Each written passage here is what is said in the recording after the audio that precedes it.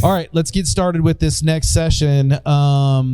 We've got a series that we run. Actually, I forgot to thank Melissa Vincent for their partnership in our Founder Stories series. We've got another series that we run called Startup Stories, and I'm anxious to talk to this guy. I've known him for a few years now. Kind of about his startup story and kind of some of the things he's been through. I think there's important lessons for entrepreneurs to learn from each other and other people's stories. We've heard about fellowship. We've heard about the value of community and so on.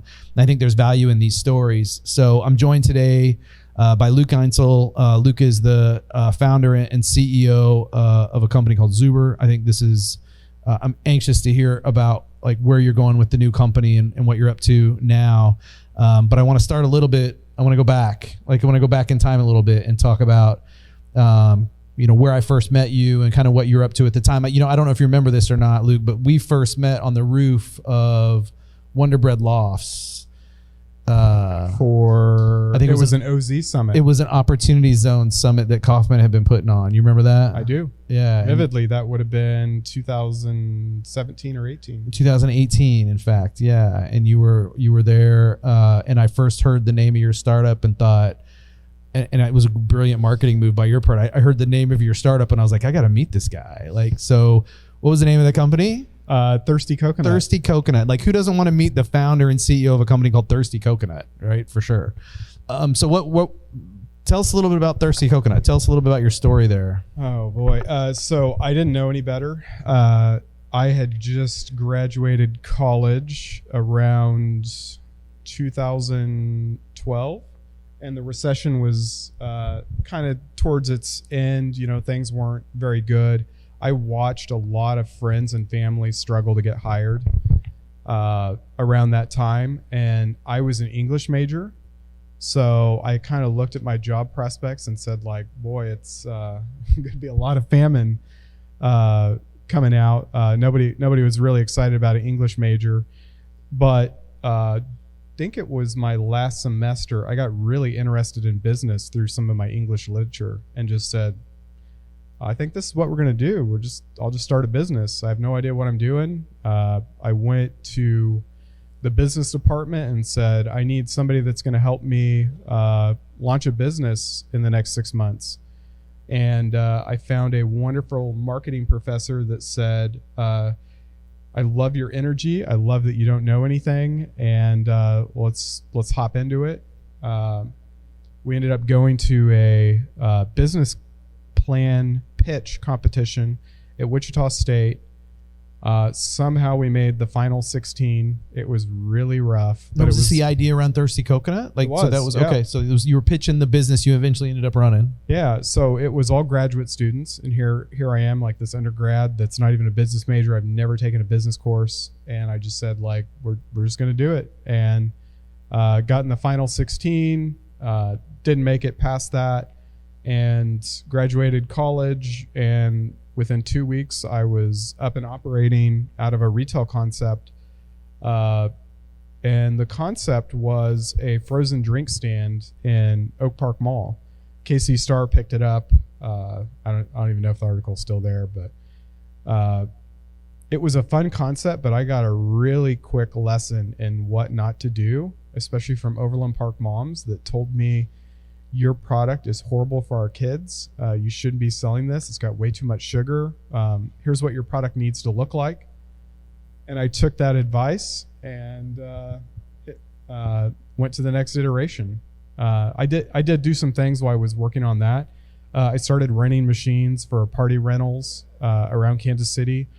What kind of machines? Frozen drink machines. All right, so these are the I don't know, Slurpee, slushy. Yeah, big stainless steel machines. Yep. You see it like Fat Tuesday. I put it in people's backyard on a cart with a skirt, and then they would have their friends over, and they're just serving margaritas. And it was doing really well. We started growing, and then my competitors came to me and said, hey, would you buy my company? And so I bought the other two competitors that were in Kansas City, and I had a monopoly within a couple of years. No, this is for backyard parties kind of thing? Yeah. Right? With like weddings, tailgates, backyard parties. Yep. All right. Kansas City Chiefs training camp. Did that. We put a electrolyte slushy in this that like would cool down the offensive linemen. Their body temperature would get so hot. It was Andy Reid's first year. It was kind of crazy. Like I had, just the first time I ever saw him, he's like, really appreciate your service. Came up, gave me a big hug, side hug. Where's my tickets? Yeah. I'm just like, all right, this is pretty easy. Yeah, do I get passes to on the sidelines now? That kind of that would, yeah.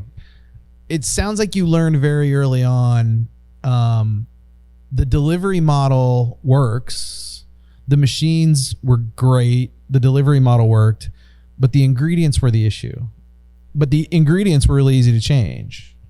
And so, like, I look at other businesses, you're just like naturally curious, and I say, like, how did Coke get so big? Like, what is Coke doing? Oh, they're leaving their machines in businesses, and they're distributing product to these customers frequently. And that's what kind of led to the next iteration was, hey, I've got all this feedback from people that are on the forefront of this health conscious wave. Maybe if I put a healthier product in my machines and put them in businesses, this would be much more successful, much less labor intensive, and more profitable. And so that's what I started doing. And school nutrition became my biggest niche.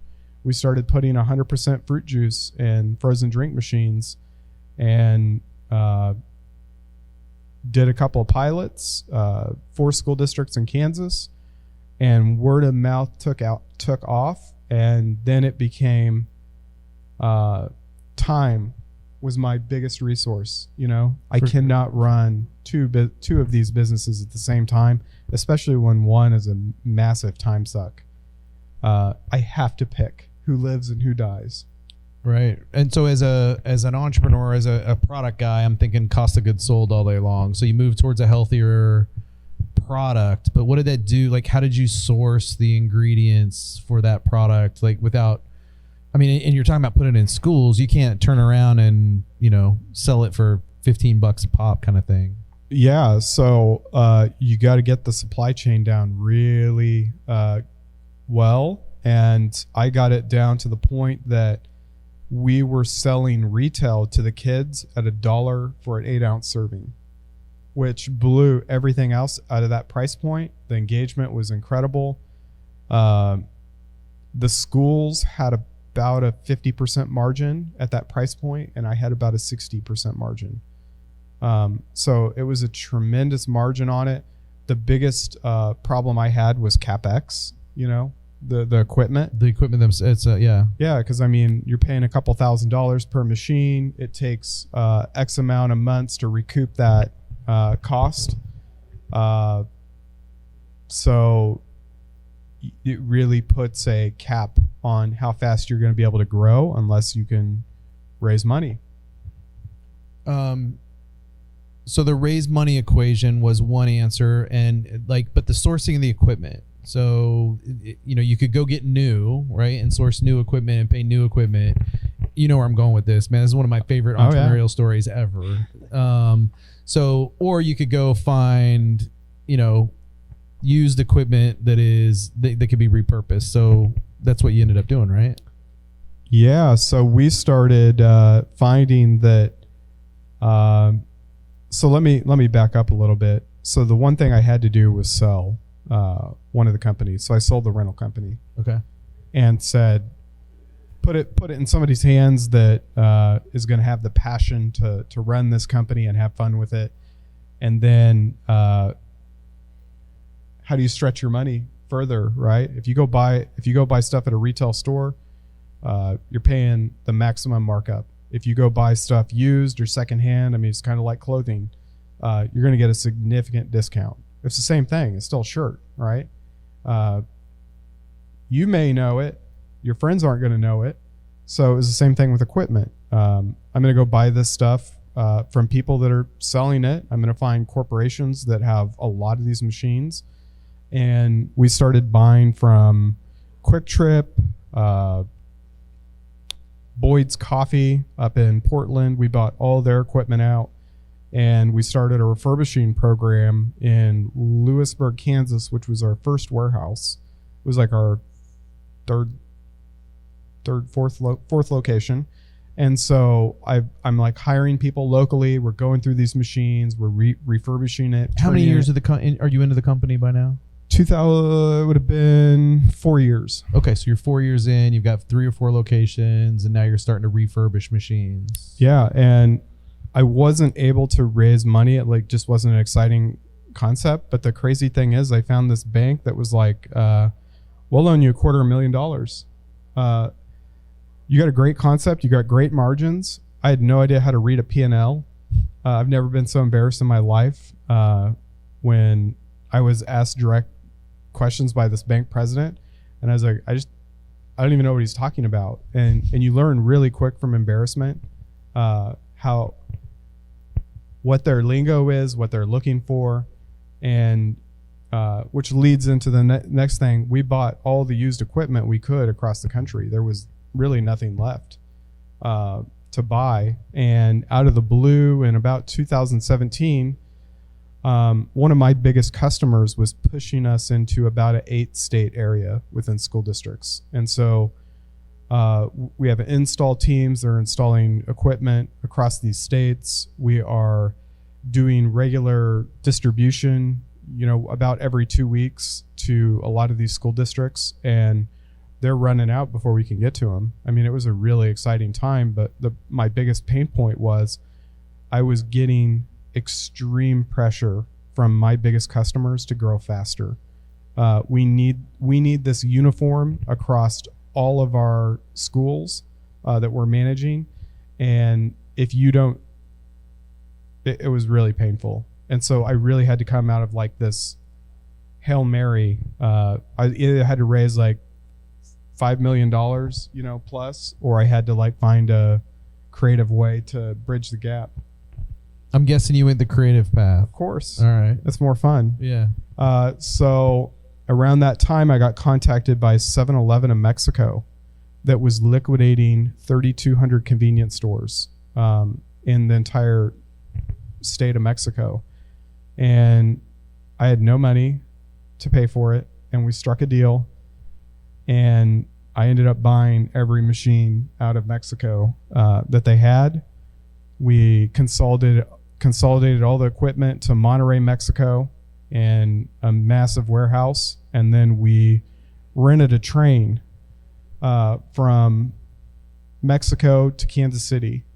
And I had we literally signed the lease 2 weeks before the shipment was supposed to hit for a new building. And so we moved out to a military, Richard Gebauer, used to be a Air Force base. We took over a hangar, and we just started moving truckloads of equipment into the warehouse that were coming off the train. So I just have this this image of you crossing the border with all of these. Oh yeah, the locks, slushy machines, and people wanting to dig in them and make sure opening them up and all that stuff. But anyway, when I met you, Luke, you were. So let's back up just because right. There's some more pain. I hope you guys like pain because I've got a lot of it. There was during this time, I told you I didn't have the money to pay for it. So I applied to over 60 banks for an SBA loan, and the 60th was the charm. They gave me more. They about gave me twice the money that I was asking for because they said you're asking for too little money. That's where the OZ play came into. They said, look, if you move into an opportunity zone, we can almost fully guarantee this loan. And the base was in an OZ. And it was in an OZ. So that prompted me to this hangar checked all the boxes. So all of a sudden I've got funding. I get approved by the bank. It was like mid-December. And all I needed was the SBA to sign off. The bank's already approved it internally. They're going to write the loan. And then the government shuts down in December of 2018. And it was the longest government shutdown, in our history. And so I've committed to this. I've strung 7-Eleven in Mexico out so far. I've got the bank letter saying that it's approved and there's no money. And we almost, it was really close. So what ended up happening? well, March 15th, the loan got approved, and we hung on long enough to get the deal done. And then we had the largest collection of slush machines in North America. How many machines did you have? About 3,600. 3,600 machines, all perfect and working order and highly functional, I would imagine. Well, I have some people on my team here, and I can see them cringing when you say perfect. They needed some help, but they were definitely machines that we could refurbish. Yeah, for sure. When I met you, Luke, it was interesting because you were mission driven on multiple levels, right? Like there was this. Anybody who knows you knows you're certainly a capitalist, right? Like the idea of making money, the idea of running a profitable company is the priority. But there was this mission-driven element to you around healthy meals in schools and delivering healthy product to kids, and the workforce opportunities that you could provide. And I was, you were on this kind of rocket ship of growth. I remember having conversations with you about the fact you couldn't keep up with the demand and some of those types of things. So, I mean, everything was like, it just seemed like it was all lined up, right? We're in this like growth stage. And so this was, or like when like you said, we met late 2018, early 2019. Yep. And then you kind of went shadows because you were in the process of opening up the Air Force Base facility. You were heads down. We talked periodically throughout that, and then 2020 rolls around. Well, let's talk a little bit about the workforce development. That was also the exciting thing for me to move into an opportunity zone, because when I was in Johnson County, I'm competing against Amazon, UPS, FedEx, for the type of labor that I need. It did not exist. We don't have enough housing. The affordability of the housing isn't good. So the push to say you're going to get funding and we need you to move into an opportunity zone where you're going to have plentiful labor that we're looking for really excited me, because I also see it as a mission, like you said, like mission driven. I love to impact people's lives, and you could move into a place that people were desperate for jobs, and see them like turn their lives around, and they're bought into the company. They care. I just saw some amazing, like we hired a woman that had left prison for drug abuse. She came onto our team within 6 months. She was engaged. Within 13 months, she had bought her own house with her husband. Do you know what kind of like impact that has in a community when you give somebody a chance that had nothing, and now she's got kids that she can bring back into her life. Those kids have a positive role model. That's the kind of like impact that we need to have in Kansas City is how do I better my community? I think that was one of the things that attracted me to your story in the early stages, was that mission-driven element of what you do. I got to be honest. Like you weren't just every other entrepreneur who was trying to build a company. There was this underlying value of what you wanted to create and sustain that was beyond family, beyond those types of things. And I admire that. And I think that's something that's still who you are today. So I admire kind of where you've gone with that piece. So let's go to 2020. Yeah, let's go to the fun stuff. A lot of people were affected. Everybody was affected in some shape or form by the pandemic. So one of one of the biggest things that happened to me was right before the pandemic. Yep. One of my partners sold to a hedge fund and ended up getting a $10 million check. Great for them. And things got really interesting because I started getting weird requests, pressure to sell my company, to give up distribution, which was the only thing that made us money, to sell this equipment I had in Mexico. This pressure was coming from your investors, coming from from my former partner. Okay, all right. And I don't mean partner as in like an equity partner. I mean like somebody that I was aligned with in this in the juice business. Like a business partner, right? Like a More of like an alignment. okay. We had alignment. We helped each other. We really took over this industry quickly. And once the check hit, things drastically changed. And then the pandemic hit. And like you said, the world drastically changed. Yeah. So for you, your end user customer were students in schools. That stopped. Yep. Right. What about the supply chain side of your business? Awful. Freight. Containers, like a container from China is coming over. $4,400 for a container pre-pandemic. And now you're getting quoted prices like $28,000 a container. Domestic freight went up. All your parts suppliers are showing 25-50% cost of goods increases. So like when people talk about inflation, we saw it very quickly. At least 6 to 9 months after the pandemic hit, everything is like skyrocketing in price, and your customers are out.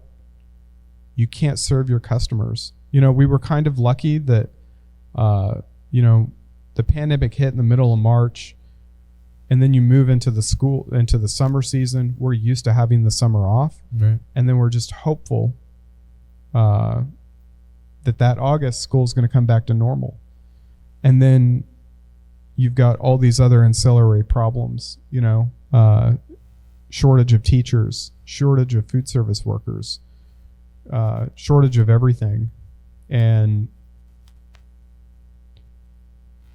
that's when the lawsuits started flying too. So let's get to the lawsuits in a minute. I want to go back to your mindset as a CEO in this window. I know as a person who was, you remember this story. I announced the board for Keystone on March 11th of 2020, and on March 12th they shut the world down and placemaking was no longer a thing, right? So I was hopeful as a person running an organization that the pandemic was going to be short-lived. We were all like, oh, this will be a few months, right? This won't last that long. As a person who is home, I was also, kind of hopeful for the same thing and thinking the same thing. As a CEO of a company that's, really facing kind of the wall because of a multitude of issues that the pandemic created, what was that like for you? Like, where was your mind at? There's no playbook. The pandemic hit, and at first you don't take it very seriously. You're like, this will blow over. This isn't really a big deal. We're used to this because the summer, like we're, those types of things. Yeah, but I just don't think like anybody understood like the magnitude of everything that the pandemic was going to affect. And maybe around like late March, it started getting real serious. You saw the stock market plummet to like a low that I've never seen it. And like panic really starts to set in, and you start hearing it from your employees. And obviously I care about my employees. So how do you reassure people that things are going to be okay? This thing will blow over. We're going to go back to normal. And you're pretty worried yourself, It's just, I'm not going to say unprecedented because we've all been worn out with that word, but I just never seen anything like that in my lifetime. So you just kind of try to do the best you can. So like that wave washes over you, that as an employer with employees, as you're just trying to figure that piece out, and use the word unprecedented. So I'll just stick with that, like this unprecedented time or this unprecedented event that we're faced with from a business perspective, like looking at the business. How are you thinking about, like, when do you have to make certain decisions about the business, and how did you approach some of those types of things? Well,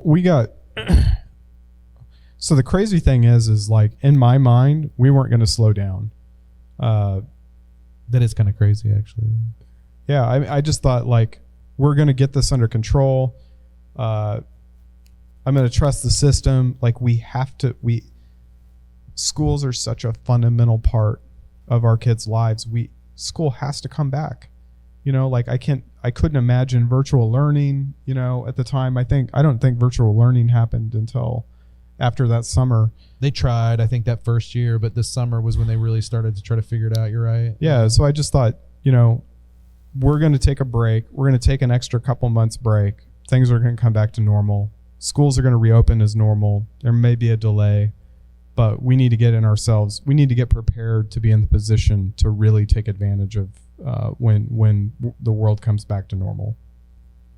So you're like a lot of people, I talked about Davion will be here next week to talk about Shot Tracker. They ran into a similar situation in that their business is predicated on people going to basketball games or going to, there's no in-person sports. There was nobody, so they had to shut down a lot of their deals and basically strip the company down to nobody and then rebuild it again post. So I think a lot of people were faced with the challenge of the pandemic, this unprecedented kind of event that might impact your business, your supply chain, whatever it might be.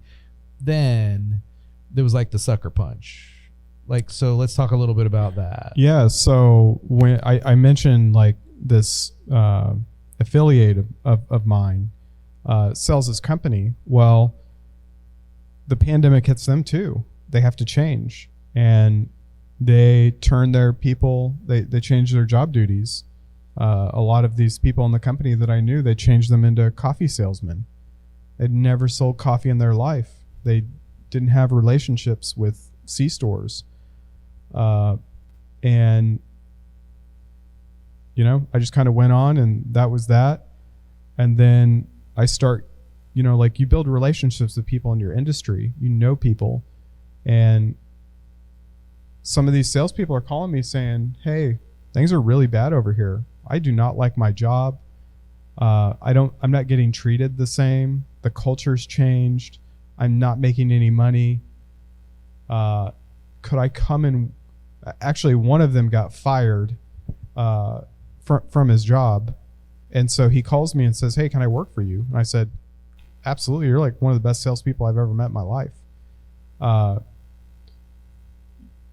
Charles Peoples, mid-50s, black man, grew up spent some time in Kansas City, Missouri. We had a very strong rapport with each other.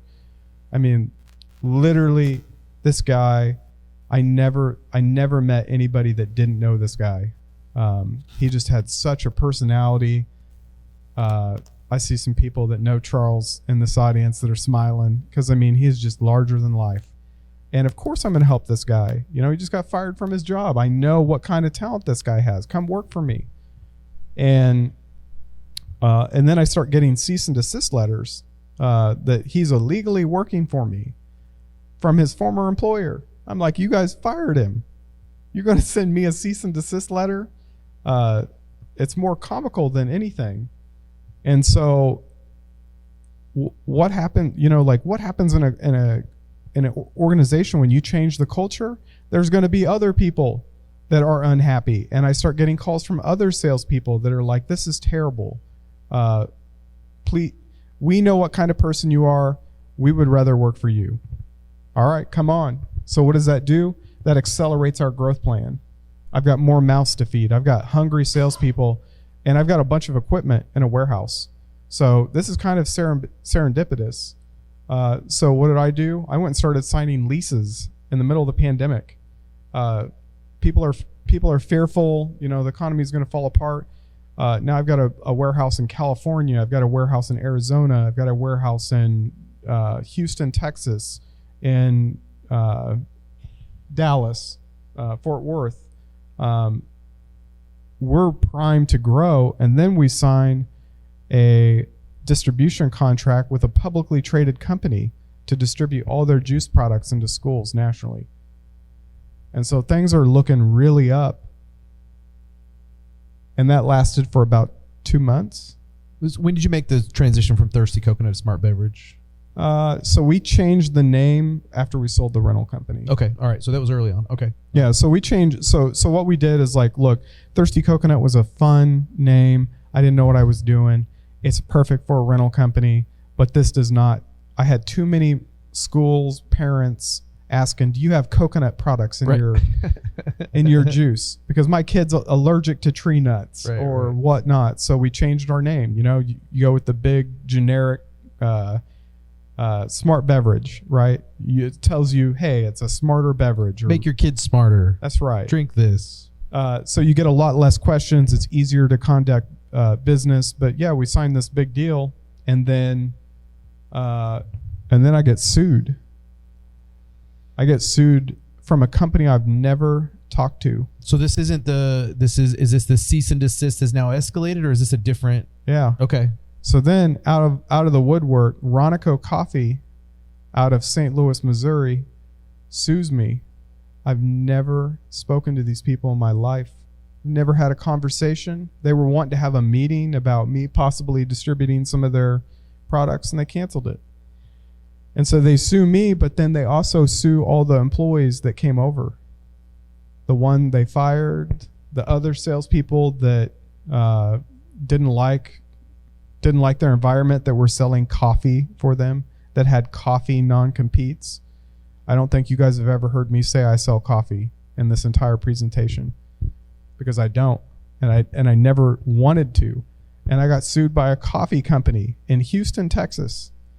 And my employees got sued in St. Louis, and none of them live in Missouri. It was I wish that was the end, but it's only the beginning. So, yeah, take us through this quick. Like, take us through this. Like, yeah, I know. We got to kind of speed this up. We've been having fun, but the short of it is, you probably saw a news story. There was a law firm that sued the NFL and won an $800 million judgment. Dowd Bennett out of St. Louis. They sued it on behalf of the city. So they've got this big win under the belt. They've got a former governor of Missouri on their staff. And I'm getting sued by this law firm. I mean, we're not talking like some backwater attorneys. Like, this is the cream of the crop of St. Louis is suing me and these employees. And that was probably the most painful thing I've ever had to go through, because it's not just the survival of my company at stake, it's the survival of these people's lives. These are all men of color that don't have the most prestigious backgrounds. They don't have savings that they can go and hire an attorney to fight this case. And these attorneys are out for blood. They're talking about taking their savings, their homes, their cars. It's the most un-American thing I've ever seen in my life. So it's like it's a shakedown to get them to like leave, right? Or to get them to fold. And the exact opposite happened. And they stood their ground, and I said, I will support you however I can. And I poured every resource I could into defending these people. And we went through three trials and won all of them. Everything. They won nothing. They were completely frivolous cases. And what was it meant to do? To discourage other employees from leaving their firm and going to work for a quasi-competitor. It was to discourage me from trying to compete with them in the juice industry. And, this is, if we had a bigger crowd, I would ask you to give a hand to attorney Mark Molnar over there in the back. Mark was not with a big firm. Mark, Michael, and I, Michael was the assistant we hired, and we all put our heads down, and we got arms deep in federal law and said, we will fight this to the bitter end. And this is the same suit. This is my lucky suit. I wore this. I was going to ask earlier if it was used when you bought it, because there was a theme going on earlier, but I can't tell. Only that's what you'd said earlier. This thing will be framed. I mean, like, literally, we beat one of the best law firms in the country in federal court on their home turf with unlimited hedge fund money. And it was featured in the front page of the KC Star, if you haven't read the article. So It's your turn. I would to get sued? No. No. I'm going to take a hard pass on that, Luke. It's not fun, and it's not over, unfortunately, because this isn't the first time they've done things like this, and I don't ever want to see entrepreneurs go through this. Like I'm lucky that I grew up on a farm and I was introduced to misery at a young age, so I'm able to endure. It's just like, oh, it's just another Tuesday. But they've done this to other companies, and ultimately I'm going to hold them accountable for this with Mark. Mark's just as excited as I am. We're going to take this the distance, jury trial, and Luke, I having grown up in a small Southwest Kansas town, I appreciate the idea that the farm background, the rural background is where you got the grit. But I see entrepreneurs every day who face a lot of these challenges, and to hear kind of what you've been up against and the fact that you have this resilience of not only not wanting to quit, but like this to thrive and succeed, I think is important for people to understand, because there's a lot of times when entrepreneurs, founders, or even people working in startup companies that aren't the founders face that moment where they're like, is this worth it? Like, do I like, oh yeah, you know what I mean? Like, is this worth it? Should I walk? Should I quit? And I appreciate that you haven't, and that you aren't that person. So like, where are things at now with Smart Beverage? So Smart Beverage is dead. Okay. As you can imagine, the legal fees were exorbitant. It cost me everything to win these cases. I will tell you that there is a rainbow at the end of the cloud, because I filed a RICO suit against this company and several of their subsidiaries. I'm very confident that we have an overwhelming amount of bad acts that are documented, that we will discourage companies from acting like this in the future. I don't care how much money you have. This isn't how you treat people. And so what's beyond that? Like, you can't just get hung up on like the lawsuit is all of it. I still have passion. I still got employees that need to work. And so while Smart Beverage is dead, I did launch Zubr. So you had an asset that you were like on the hook for, right? Yeah, I got warehouses. You got still, a warehouse, right? You got warehouses, right? So what we're going to do is all those lessons I learned in logistics, which is a nightmare, especially today. All small businesses, when they try to move out of their garage, they're going to hit a brick wall, and it's going to hurt really bad, because you aren't going to find warehousing space that's going to accommodate you. All real estate, any commercial real estate agent, you're not going to be worth their time. They're not going to make any money on you. And any big landlord wants to find a tenant that's going to take a multi-year deal and take up all the building. They don't want to parse it out. They don't want to deal with the headache. Then you run into the freight challenges, and to have a business to get the margin that you're talking about, and to run efficiently, you have to have a truck high dock.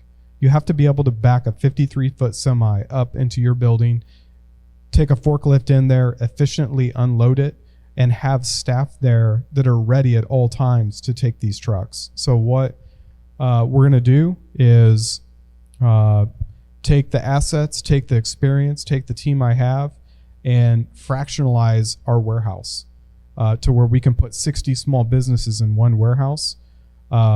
It's a one-stop shop. You call us, you need to ship something or have something brought in, you call my staff, we take the order, the truck gets sent, you don't even know it, it gets delivered to our warehouse, my crew unloads it into your space, and then when you're ready, you can either come and pick it up, or we'll deliver it to you for a fee. Have you launched yet? October 1st. Wow. All right. So you heard it here first. This is twice tonight I've been able to say that up here. Yeah. All right. I got one more. I launched another company that I haven't talked about. This is what serial entrepreneurs do right here. Yeah. Why not? Well, I can give you a whole bunch of reasons why not, but I know. So I just went through Randy Zuckerberg's accelerator, Web3 accelerator. There were thousands of companies that applied to it. 13 companies were accepted. We were one of 13. I am not the CEO. I'm the COO. I just want to be a cog in the machine. I've got a very strong Asian woman founder that I've got behind. We've got an incredibly diverse team from all around the world. And we are going to use Web3 to change affordable housing because it's another big problem that we have. And we just actually graduated from this accelerator. Randy, Debbie, Michael, the whole team was there. And, you know, to be able to spend like quality one-on-one time with Randy Zuckerberg's pretty amazing. You know, I always tell people I don't like to be up here for sessions. I just prefer not to be the one that's up here doing these things. But opportunities like this give me the ability to pull off a hat trick. So twice tonight I've asked the people if they would come back. So I'm going to ask you, like, we promised me that you're going to come back and we can talk about Zubr. We can talk about the new company. What's the name of the new company? Yeah. So which one? The affordable housing? The affordable housing one? Neighbor. You come back and talk about Neighbor? Sure. Fantastic. Maybe we can get some of my team out here sometime too. Let's do a panel. Let's get some folks up here and talk about what you're doing. Luke, you're honestly, for me, you're an inspiration. Like, the mission-driven aspect was what first like honed me in. Well, first of all, Thirsty Coconut. Who doesn't want to know the guy who founded Thirsty Coconut? But the mission-driven piece of what you do, and that's who you are, and that's who you, I think, will always remain, is, I think, inspiring. And I imagine those people who work with you see that, and that's why they're mission-driven to see you through this in a lot of ways. That would be my guess. I don't know. So thank you for that and for maintaining that through all these hardships. I know everybody kind of went through like the downturn and the pandemic and so on. You got hit like with a couple sucker punches and you got hit with a couple uppercuts that not a lot of other people had to go through at the same time. So the fact that you're, I think, resilient, you're still an entrepreneur and you still want to do this means a lot to me and to, I think, a lot of folks. So thanks for sharing your story. I appreciate that. And I hope you come back and talk about kind of where you're at next. You are a good friend, Kevin. For you, anything. Fantastic. I appreciate that. All right. Thanks, man.